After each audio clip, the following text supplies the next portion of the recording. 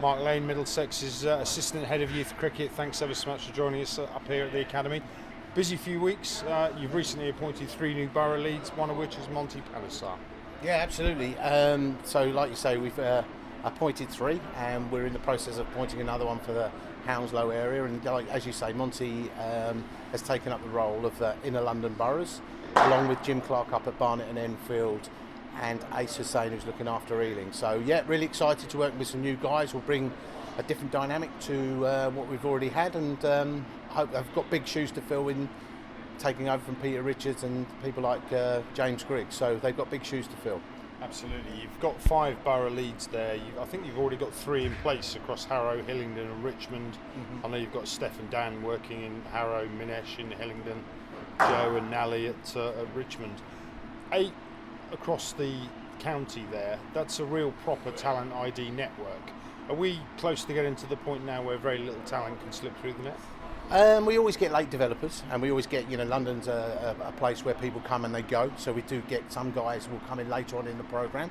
But there's levels in the programme that will accommodate those guys. We've got some 16 to 18-year-old assessments coming up, which are guys who have done well in league cricket, so guys who might have moved into London and therefore could come and trial and have an assessment with us. And just going on there, Johan De Silva at East London has done a fantastic job out that way there in Haringey. So, like you say, we've got some fantastic people, and I believe that the talent ID process is really starting to take shape. I've got young boys coming through at 9 and 10, and do we miss any? We might miss the odd one, but we can pick them up later with how our programme is set up.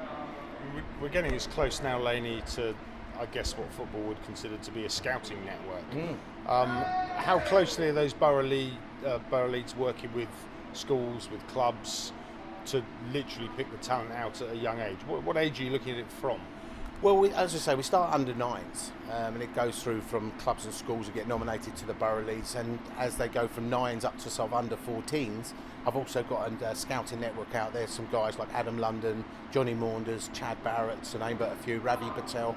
They're all out in their clubs, their respective clubs, and ring me up when they get any players that they see who are actually developing later on, or might have played against someone actually that might interest us. So we've got 12 scouts out there, plus the borough league. So we've got quite a few people with our eyes and ears out on the coalface. Sounds brilliant. This obviously all feeds into the age group set up, and obviously that then feeds into the academy setup. We're here up at the academy today. We've got some of the young lads in. You're working with the spinners. How are the academy looking this year? Oh, we're looking strong. We're quite young this year, which is always nice. So we've got a lot of younger lads coming through. So Jack Nelson being our youngest at 14, and Chinmay Mullapudi, who's a 19-year-old who's been retained from last year. We've got all skills, batters, bowlers, keepers. So hopefully we've got all bases covered from when we pass them up to Coley, who is obviously in his new role.